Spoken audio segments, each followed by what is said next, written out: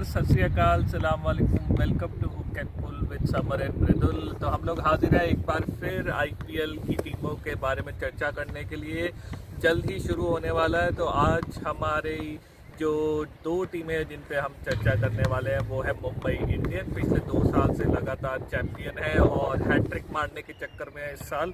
और दूसरी टीम है आरसीबी, जो थोड़ा बेचारा कहूँगा कि अभी तक अपने पहले जो ट्रॉफी है उसका इंतज़ार कर रहे हैं। तो पहले शुरुआत करते हैं जो चैंपियन है मुंबई इंडियन से। बहुत उम्मीदें हैं इस बार भी कि वो तीसरा अपना लगातार ट्रॉफी उठाएंगे, क्योंकि टीम उनकी ज़बरदस्त है, सब चीज़ें कवर्ड है और हर चीज़ का बैकअप है उनके पास। अगर क्विंटन डिकॉक नहीं है तो उनके पास ईशान किशन विकेट कीपर है, ओपनिंग है, उनके पास क्रिस लिन है, उनके पास हर चीज़ का उन्होंने बैकअप तैयार किया हुआ। हार्दिक पांड्या हो या आपके किरण पोलार्ड हो आप, और आपकी पेस बॉलिंग अटैक में उन्होंने इस बार नेथन कुल्टरनाइल को लिया, उन्होंने इस बार एडम मिल्ले को लिया। कुछ जो है एक फैक्टर होगा कि वो स्पिनर्स जो है थोड़ा वहाँ पे हल्की कमी दिखती है। तो बात करते हैं इसी पे समर से। समर, मुंबई इंडियन तीसरी बार चैंपियन। बिल्कुल ज़बरदस्त टीम है, इसमें कोई दो राय नहीं है। मुंबई इंडियंस की सबसे खासियत है कि जब ये जीतना शुरू किया था 2013 से इन्होंने, तो लोग ये कहते थे ये ऑड ईयर्स में जीतते हैं। तो इन्होंने 2020 में ये गलत साबित कर दिया कि ऑड इवन जो है ऐसा कुछ नहीं है, हम जीतेंगे अगर, क्योंकि हमारी टीम उस तरह की है। तो टीम का अगर जैसा कि मृदुल ने बोला, इनकी बैटिंग को ले ले आप, बॉलिंग को ले ले आप, ऑलराउंड परफॉर्मेंस देख ले आप, इवन ऑलराउंडर्स इनकी बैटिंग की डेप्थ इतनी ज़्यादा है कि आप देखोगे कि कृणाल पांड्या जो आते हैं वो बैटिंग में 7वें 8वें नंबर पर बैटिंग करने आ रहे हैं। तो कमाल की टीम लगती है मुझे। अगर आप ओपन से अगर मैं शुरू करूं कि कौन कौन ओपन करेगा, तो मेरे हिसाब से ओपन करेंगे रोहित शर्मा, और हो गए क्विंटन डीकॉक, ईशान किशन, सूर्य कुमार यादव, उसके बाद फिर आ गए कायरन पोलार्ड, हार्दिक पांड्या, कृणाल पांड्या, और फिर राहुल चहर, और फिर ट्रेंट बोल्ट, नेथन कुल्टरनाइल और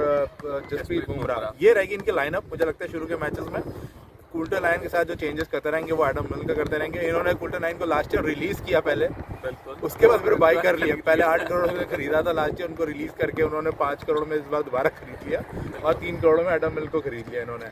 तो ये इनका एक बहुत तरीका स्मार्ट थी। इन्होंने इस ऑक्शन में भी कुछ खास जो है इनको ज़रूरत थी नहीं, इन्होंने थोड़े बहुत जो चेंजेस करने थे वो किए।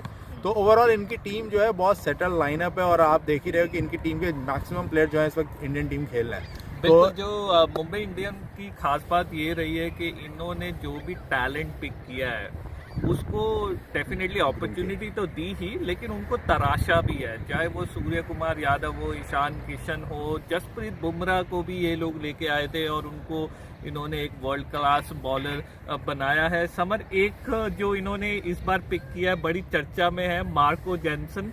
कहते हैं कि वो नेक्स्ट जसप्रीत बुमराह होने वाले हैं मुंबई इंडियंस के लिए। तो आप कैसे देखते हैं उसको? बिल्कुल, साउथ अफ्रीका के युवा हैं और 20 साल के हैं और बड़ी उम्मीदें हैं। कह रहे हैं कि इन्होंने मतलब इनको लेके आए, साथ साथ इन्होंने अर्जुन तेंदुलकर को पिक किया है मृदुल। वो तो भी लेफ्ट आर्म है। वो लेफ्ट आर्म है, तो वो भी देखने वाला होगा, क्योंकि जब वो उनका सिलेक्शन हुआ था तो नेपोटिज्म की बात छिड़ी थी और बहुत ज़्यादा उठी भी थी कि क्योंकि तेंदुलकर इसी टीम से खेलते थे, सचिन तेंदुलकर, और लगा कि मुंबई इंडियंस ने उनको पिक कर लिया। लेकिन ये कि ठीक है, अगर आपको लगता है कि कोई, अगर आप टैलेंट को आप स्क्रैच से उठा रहे हो फिर उसको एक फिनिश प्रोडक्ट में कन्वर्ट कर रहे हो और वो इंडियन टीम खेल रहा है, तो इससे अच्छा कुछ नहीं है। बहुत सही टीम में उनका सिलेक्शन हुआ है मुझे लगता है। तो मुझे लगता है कि इनकी टीम ओवरऑल ठीक है। अब बात करते हैं जो मुंबई इंडियंस को मुझे ऐसा लगता है कि परेशानी हो सकती है। एक तो ये है कि इस बार जो मैचेस उनके प्लान हुए समर, 5 चेन्नई में, 4 दिल्ली में स्लो पिचेस, और इनके हैं ज़बरदस्त हिटर सारे, तो वहाँ पे थोड़ी परेशानी हो सकती है। लेकिन हालांकि इनका रिकॉर्ड चेन्नई सुपर किंग्स के खिलाफ बहुत अच्छा रिकॉर्ड है मुंबई इंडियन का, तो ये थोड़े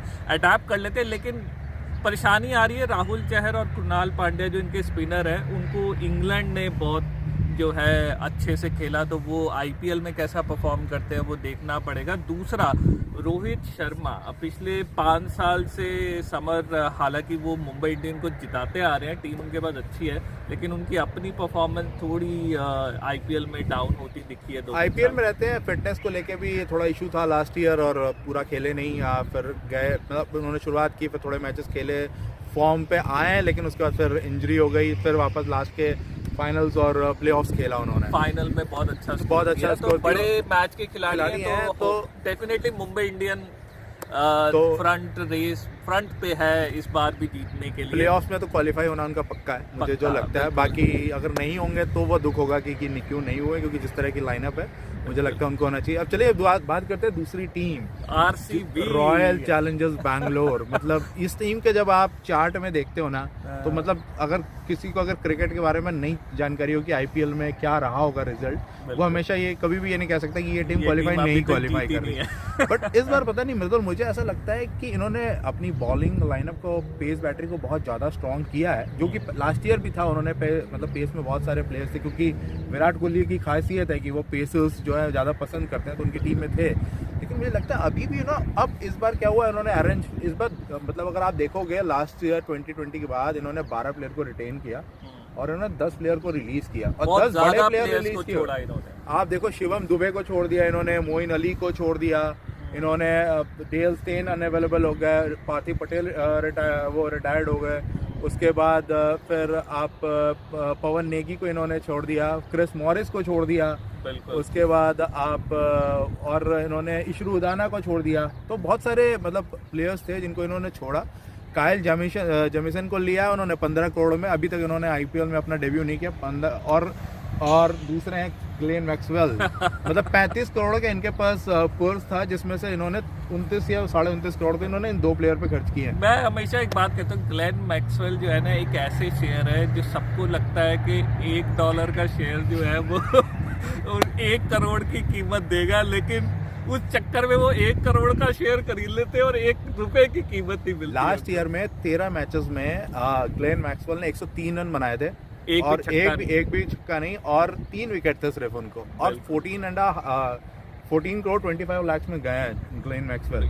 मतलब मैंने देखा है कि जो प्लेयर इस साल जो है वो ओवर प्राइस बिके ना, उनकी अगर आप परफॉर्मेंस देखोगे वो कुछ खासा रही नहीं। चाहे आप कृष्णप्पा गौतम की बात कर लीजिए, चाहे आप क्रिस मॉरिस की बात कर लीजिए, चाहे आप ग्लेन मैक्सवेल की बात कर लीजिए। बिल्कुल। आरसीबी की देखें, प्रॉब्लम हमेशा ये रही है कि इन्होंने बड़े नामों को बहुत खरीदा है, बहुत पैसा खर्चा है सब पे, और अच्छे नाम इनके पास हमेशा रहे हैं परफॉर्म करने वाले। लेकिन आरसीबी की दिक्कत हमेशा ये रहती है इनकी बॉलिंग। इनके पास बैट्समैन तो हमेशा ज़बरदस्त रहे हैं और रन भी बनाए हैं उन्होंने, ऐसी बात नहीं है। चाहे वो क्रिस गेल हो, एबी डिविलियर्स हो, विराट कोहली खुद है इसमें, पहले ब्रेंडन मैकलम भी थे थोड़ी देर के लिए, पर इनकी बॉलिंग हमेशा वीक रही। अब इस बार इन्होंने क्या किया है कि बॉलिंग को स्ट्रॉन्ग करने की कोशिश करी है, लेकिन मुझे लगता है मिडिल ऑर्डर इतना स्ट्रॉन्ग नहीं लग रहा मुझे। इनकी सबसे बड़ी प्रॉब्लम जो मुझे लगता है ना, ये पैसा बहुत बहाते हैं, लेकिन ये पैसा बहाते हैं फॉरेन प्लेयर्स में। लेकिन फॉरेन प्लेयर तो 4 ही खेल सकते हैं ना। आपने 2-3 पेसर खरीद लिए महंगे, आप उसमें से कितनों को खिला लेंगे? आपके एबी डिविलियर्स पक्का है खेलेंगे, ठीक है, उसके अलावा मैक्सवेल भी खेलेंगे, 14.5 खेलेंगे, आपने इतना इन्वेस्ट किया तो उनको तो खिलाएंगे। बचते हैं आपके पास 2 स्पेस। अब 2 स्पेस में आपको एक ओपनर भी चाहिए जो फास्ट खेले, वो आपने जो है जॉश फिलिप्स को रखा है, लेकिन मुझे लगता है कि अब 2 पेसर्स में खेलेंगे, क्योंकि एक तो ये काइल जेमिसन को खिलाएंगे, मुझे लगता है 15 करोड़ में लिया है। अब इनको दिक्कत आएगी कि ये डैनियल क्रिश्चियन को खिलाए या वो जो केन रिचर्डसन को खिलाए। तो अब ये दिक्कत है। अब इनको अगर ऑलराउंडर की बात करें तो अगर ये डैनियल क्रिश्चियन को खिलाते तो शायद थोड़ा सा इनकी बैटिंग को डेथ मिलेगी, क्योंकि बैटिंग में वो फिर वॉशिंगटन सुंदर भी है, इन्होंने मोहम्मद अजरुद्दीन को खरीदा है। तो एक थोड़ा सा मुझे अब थोड़ा बैटिंग लगता है कि अगर आप वो डैनियल क्रिश्चियन के साथ जाते हैं, बट अगर आपने वहाँ पे केन रिचर्डसन को खिलाया तो फिर आपकी थोड़ा सा शुरू किया का 3 विकेट गिर गए। देखना चाहूंगा कि ये अपने इंडियन जो टैलेंट है उस पर कितना इन्वेस्ट करते हैं। मैं चाहूंगा कि वॉशिंगटन सुंदर ने इतनी अच्छी बैटिंग करके दिखाई है ऑस्ट्रेलिया टूर पे और इधर इंग्लैंड के खिलाफ, उनको ऊपर भेज के देखें कि वो कैसा खेलते हैं, एक वो चांस ले सकते हैं। मोहम्मद अजरुद्दीन को उठाया इन्होंने केरला के सईद मुश्ताक अली में, उन्होंने बहुत ज़बरदस्त 100 मारा था। इनकंसिस्टेंट है, लेकिन चांस लीजिए उनसे, देखें कि वो ऊपर आपको क्या दे सकते हैं। पर आरसीबी को अपना थोड़ा इंडियन टैलेंट पे इन्वेस्ट करना पड़ेगा। ये बहुत ज़्यादा फोकस रहते हैं महंगे फॉरेन प्लेयर्स पे, वो ज़्यादा महंगे उठा लेते हैं और फिर इंडियन प्लेयर्स पे ये ज़्यादा इन्वेस्ट कर नहीं पाते हैं। तो लेट्स सी कैसा रहता है। चलिए देखते हैं। जो विराट कोहली और माइक हेसन की जो जोड़ी है, जो लास्ट ईयर इनको प्लेऑफ तक ले गए थे, इस बार इनको ट्रॉफी दिलाने में ये जोड़ी वैसे आपको इंडियन टीम में देखने को मिल सकती है, देखने को मिल सकती है। और देखते हैं ये इनका जैसे इनका एंथम है या इनका टैगलाइन कह लो, ये प्ले बोल्ड, तो ये कितना बोल्ड प्ले करते हैं वो देखने वाला होगा 2021 के आईपीएल में। चलिए तब तक हमारे साथ जुड़ते रहिए, हमारे चैनल को लाइक करिए, सब्सक्राइब करिए, प्लीज़ अपने फीडबैक शेयर करिए और प्लीज़ ज़्यादा से ज़्यादा लोगों के साथ शेयर कीजिए। Stay connected with Hook and Pull with Samar and Mridul. Thank you.